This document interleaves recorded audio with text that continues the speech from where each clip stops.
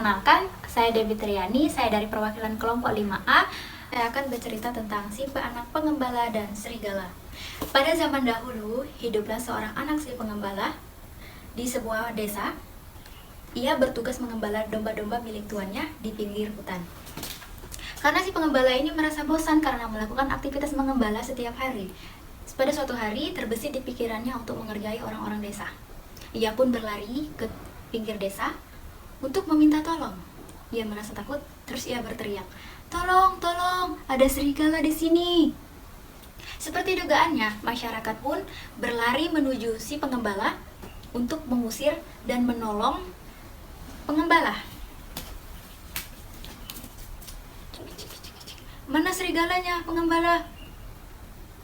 Setelah mereka datang dan bertanya di mana serigalanya, mereka tidak melihat ada serigala di sana, melainkan hanya melihat si pengembala tertawa. Hahaha. Si warga pun merasa kesal karena mereka sudah ditipu dan dibohongin oleh si pengembala. Akhirnya mereka pun pergi.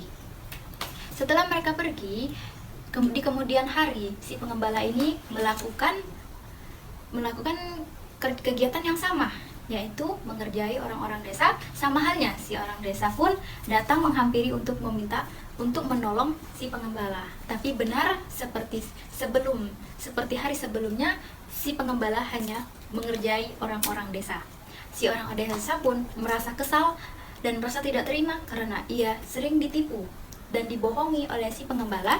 Akhirnya si masyarakat desa ini tidak akan percaya lagi sama si pengembala. Pada suatu hari, ada serigala sungguhan yang datang dari dalam hutan, menghampiri si pengembala dan domba-domba milik tuannya. Au! Si pengembala pun merasa takut karena ada serigala yang menghampirinya dan domba-domba milik tuannya. Akhirnya, si pengembala ini merasa takut dan berlari ke tengah desa untuk meminta pertolongan. Akan tetapi ketika dia sudah datang meminta tolong, tolong ada serigala, tidak ada satu warga pun yang menolongnya karena warga tahu kalau si pengembala ini hanya berbohong.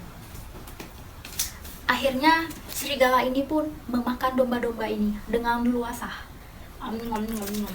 sampai tidak ada satupun domba yang tersisa. Serigala pun pergi karena ia sudah kenyang memakan domba-domba milik si pengembala ini. Akhirnya si pengembala hanya bisa melihat dari kejauhan. Melihat serigala yang pergi karena sudah memakan domba-domba milik tuannya, ia pun merasa menyesal dan sedih. Apa yang harus ia katakan kepada tuan-tuannya mengenai domba-dombanya yang sudah dimakan oleh serigala?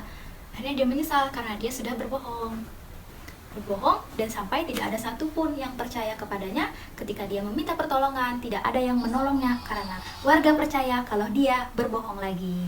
Sekian. Akhirnya si pengembala pun tamat. Terima kasih.